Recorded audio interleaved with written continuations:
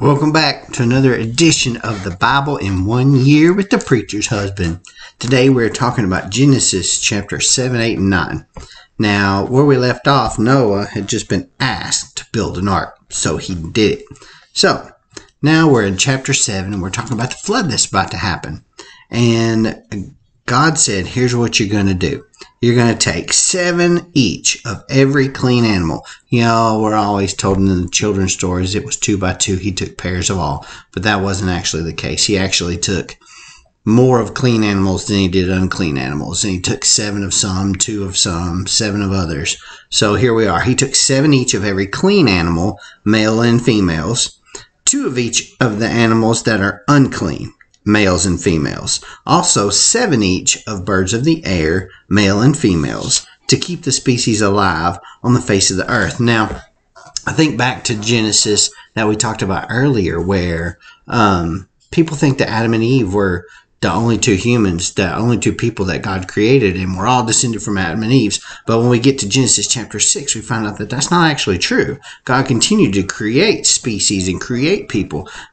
We find out that there were actually giants on the earth, and they came and mated with the daughters of men. And then we also find out that the sons of God, which were others that God had created, found the daughters of man were beautiful and started marrying into them. So that's how you get around that entire concept of the inbreeding thing that happened. That didn't happen. And God did the same thing with the animals to prevent that inbreeding from happening.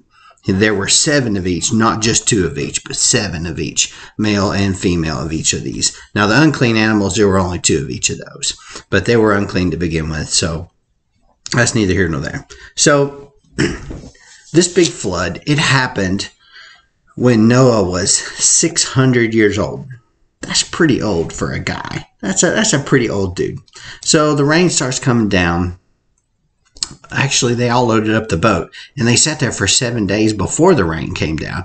And they're probably sitting there going, all right, I'm cooped up with all these animals. I've been in here a week. When's it going to start raining? And then it finally started. And the rain came, and it rained for 40 days and for 40 nights. And it rained, and it rained, and it rained. And the boat lifted up, and the boat started floating. And the boat was in super deep water, so deep that the water covered the entire earth. And they sat there, and everything on the earth that was of the land, all of the land animals and creatures all died. All the birds died because there was no place to land. There was no place to roost. They all died. The only things that survived were the fishes of the sea. That's it. And guess what? The waters hung around for 150 days. It just stayed 150 days just like that at its deepest point. And Noah's just like, oh my goodness, what is going on? And then we find chapter 8, verse 1, it says, then God remembered Noah. Can you imagine God just sitting up in there having kicking around going, yeah, I feel like I'm forgetting something. What have I been forgetting? Oh goodness, that guy Noah on the boat with all the animals. Whoops, I forgot about him. Oh, let me get back to him. I better create some winds and start getting rid of this water for him. So he did. And 7 months after Noah started floating in the boat, the water came down and he settled on the mountains of Ararat. And he sat there for a little while because even though he was on top of a mountain, so the water level has still not dropped far enough that he could get off the boat. He could get off the boat a little bit, but I mean, you just right there, the land was just right there. The water was still receding. So once the water got down to a certain level, he let a bird go. And that bird came back. That bird was like, look, there ain't enough land out there. The second time, like a week later, the second time he let the bird go, the bird comes back with an olive leaf, a leaf of an olive tree. So he knew that things were growing. Well, then the third time, a week later, he said, I'm just going to make sure. He let this bird go, and the bird did not come back. So he knew it was okay to go because he knew that bird found another life. So what is the first thing that Noah does when he gets off the ark and he lets all these animals go? He builds an altar to God, and he offers burnt offerings to God. And God's like, what is that smell? Ooh, boy, that smells so good. That is some sweet smelling stuff. And God looks down and he said, you know what? This is why I picked you, Noah. That is such a great thing. That smells so soothing.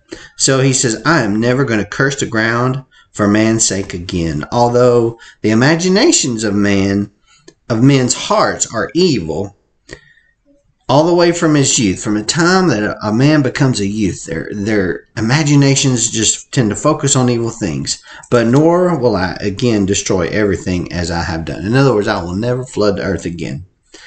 So, since there's no more curse on the land, guess what Noah did?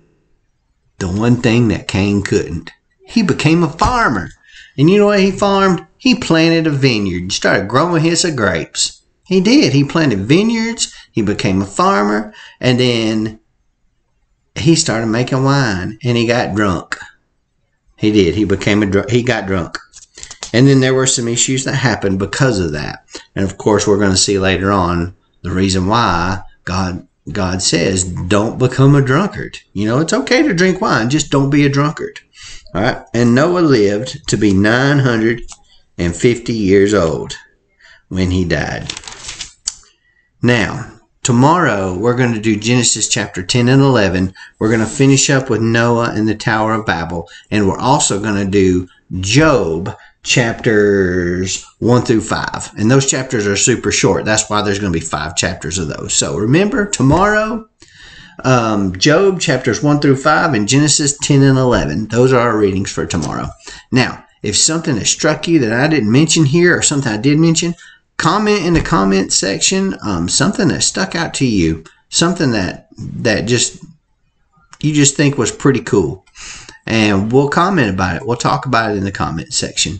Blessings. I hope this has touched you. If it has, click the like button, click the share button, click your little subscribe button, and then of course hit the jingle bell so you can get notified the next time that I upload a video. And I will see you tomorrow.